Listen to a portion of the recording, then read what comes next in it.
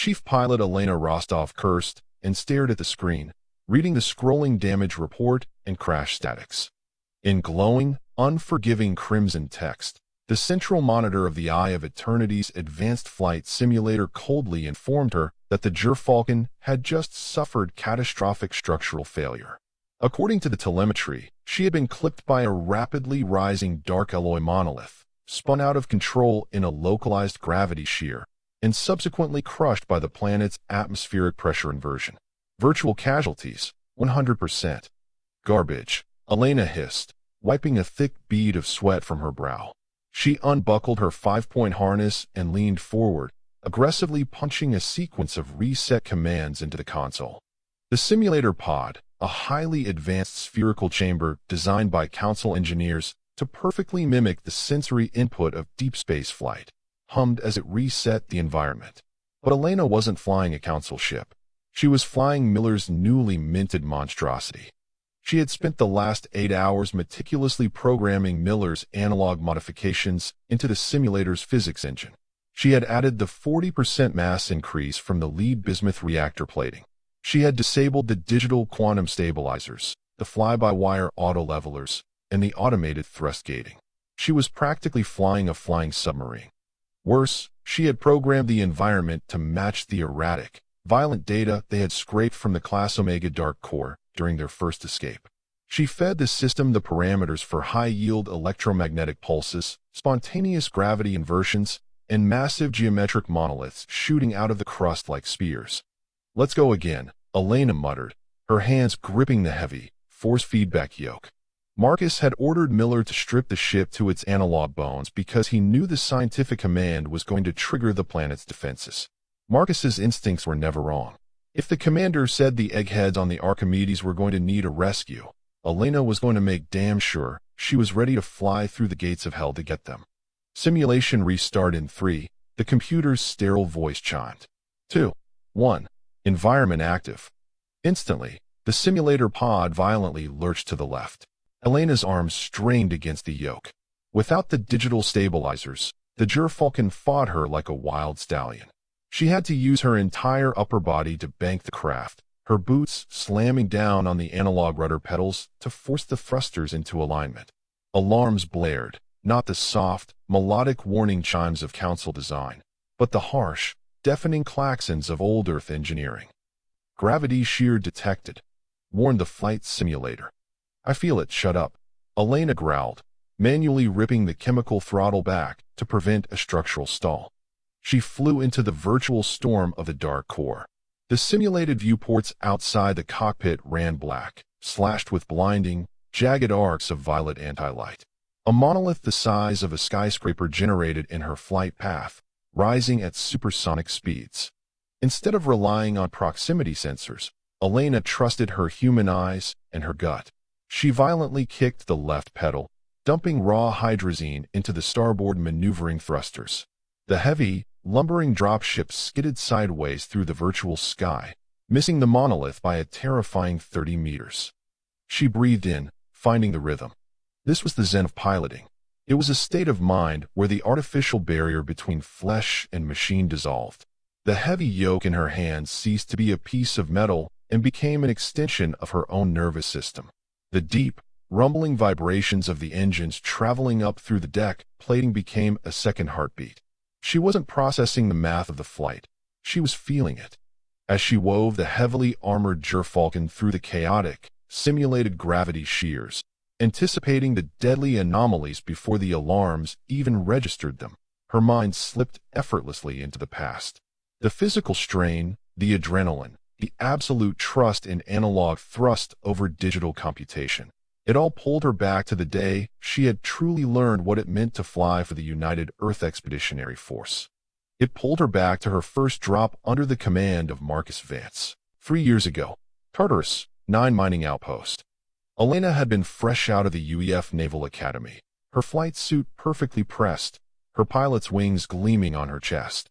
She had graduated top of her class in orbital mechanics and digital flight systems. She thought she knew everything there was to know about flying. Then she was assigned to the Gerfalcon, under the command of a freshly transferred, deeply bitter logistics officer named Captain Marcus Vance.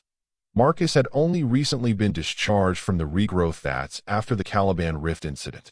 He was quiet, brooding, and moved with a terrifying, coiled intensity that made the rest of the crew incredibly nervous. He was a Tier 1 recon marine trapped behind a clipboard, managing supply manifests instead of clearing bunkers. Their mission was supposed to be a milk run, a routine supply drop to Outpost 44, a UEF perimeter base guarding an atmospheric mining operation on Tartarus 9, a massive, volatile gas giant moon. The outpost extracted highly lucrative, highly unstable plasma gases from the moon's violent lower atmosphere. Elena sat in the pilot's seat, casually monitoring the automated descent sequence as the Gerfalcon penetrated Tartarus 9's upper cloud layer. Atmospheric entry nominal, Elena had reported, her voice crisp and professional. Digital stabilizers are compensating for localized methane shears. ETA to Outpost 44 is 10 minutes. Marcus had been standing behind her, his arms crossed, staring out the viewport at the swirling, toxic yellow clouds. He didn't look at the screens. He was watching the way the clouds moved. "Cancel the auto-descent, Ensign," Marcus said softly. Elena blinked, looking back at him in confusion. "Sir? The flight computer has already plotted the optimal glide slope. The crosswinds down there are exceeding 200 kilometers an hour."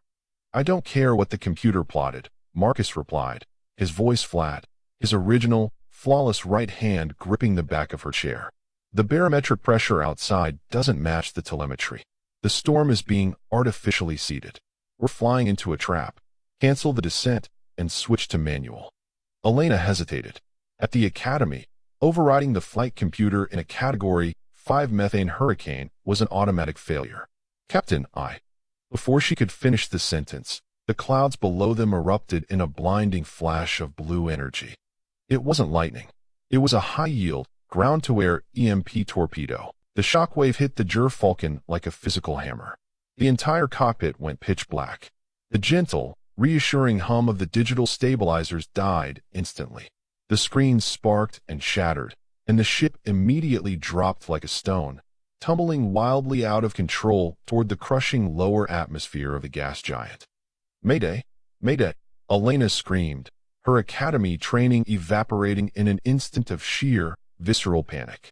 She scrambled over the dead digital console, desperately trying to reboot the primary mainframe. "We've lost the fly-by-wire. The computer is dead. We're going down." The G-forces pinned her back against her seat as the ship spun. She was paralyzed, staring at the black screens, waiting for the computer to save them.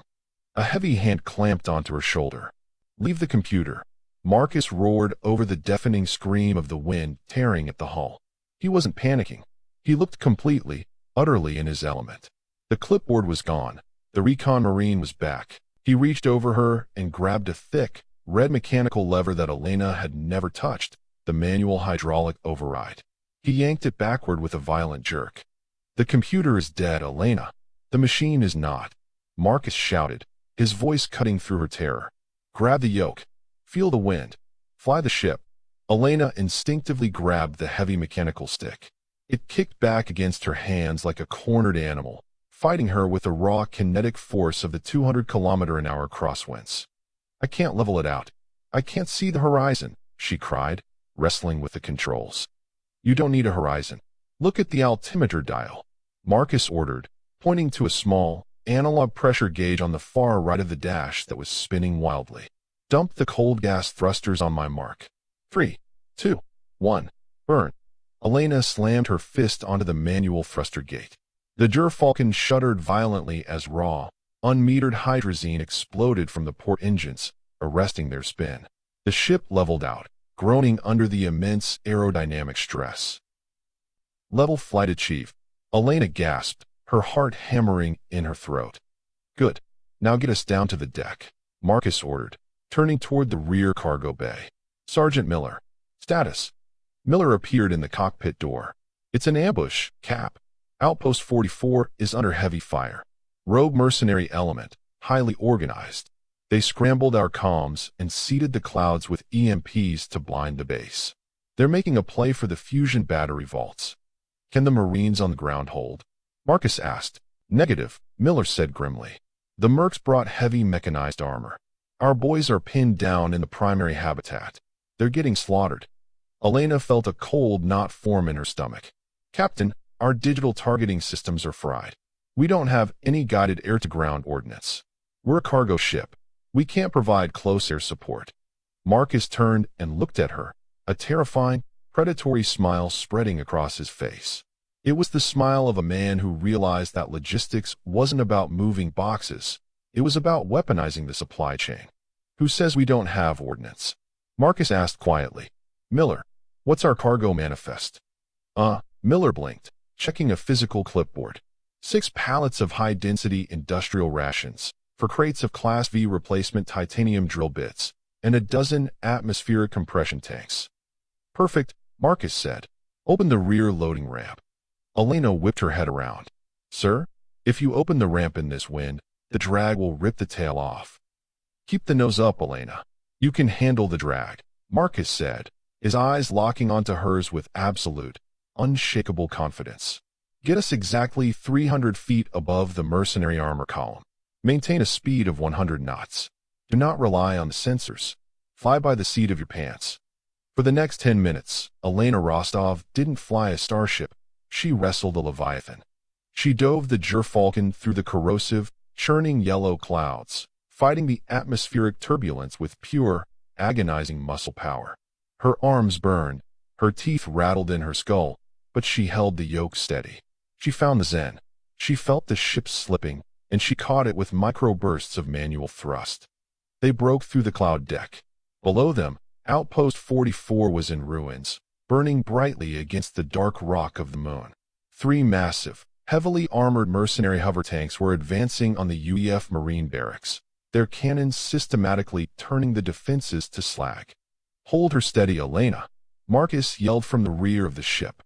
Elena fought the howling winds, holding the dropship in a perfect, low-altitude hover directly over the mercenary column. I'm over the target. We're sitting ducks up here. In the cargo bay, Marcus and Miller had unlatched the magnetic floor locks holding the supply pallets in place. Logistics delivery, incoming, Marcus roared. With a brutal shove, they pushed a 3-ton pallet of high-density titanium drill bits out the open rear ramp. Gravity and momentum did the rest. The massive crate plummeted from the sky, accelerating to terminal velocity. It struck the lead mercenary tank dead center. The kinetic impact was equivalent to a bunker-busting missile. The tank's advanced energy shields, designed to deflect superheated plasma, offered zero resistance against 3 tons of falling solid metal. The hover tank crumpled like a tin can, exploding in a spectacular fireball that consumed the adjacent vehicle. Direct hit. Miller cheered over the comms. Drop the compression tanks, Marcus ordered. Another pallet was shoved out the back. The highly pressurized atmospheric tanks hit the ground and ruptured instantly, violently expanding into a massive, freezing cloud of localized pressure that blew the remaining mercenary infantry off their feet and blinded their thermal optics. The UEF Marines on the ground, seizing the sudden chaos, surged from the barracks and overran the surviving mercenaries. Elena banked the Gerfalcon hard away from the outpost, her lungs burning as she gasped for air. She had done it. She had flown a dead-stick dropship through a Category 5 hurricane, and her captain had just defeated a mechanized armor column by dropping groceries on their heads. When Marcus walked back into the cockpit, the wind howling outside, he placed his regrown right hand on her shoulder. You did good, pilot, Marcus had said quietly. You stopped trusting the math, and you started trusting the machine. Don't ever forget how that feels. Present day, the simulator. Elena gasped as the virtual dark core environment suddenly dissolved around her. The violent shaking of the simulator pod smoothed out, coming to a gentle, resting halt. On the central monitor, the crimson text vanished, replaced by a glowing, serene blue message. Simulation complete. Mission success. Casualties, 0. Elena sat in the dark for a moment, her chest heaving, the phantom adrenaline still coursing through her veins. Her muscles ached from wrestling with the analog yoke, but a fierce, triumphant smile cut across her face. She had just successfully navigated Miller's heavy, analog brick through a Class Omega quantum storm, extracted a simulated crew from the Archimedes, and punched back out into high orbit without a single functioning digital sensor. She hadn't relied on the Council's elegant math, and she hadn't trusted the safe, predictable telemetry. She had trusted her hands. She had trusted the machine. Most importantly, she trusted Commander Marcus Vance. If the Dark Corps wanted to fight, it was going to find out that the United Earth Expeditionary Force didn't play by the rules of biology or galactic bureaucracy. They played by the rules of survival. Elena reached up, locked the simulator parameters into the Gerfalcon's actual primary memory drive, and unbuckled her harness. "Let the eggheads come," she whispered, popping the hatch of the simulator pod. "We're ready to catch them."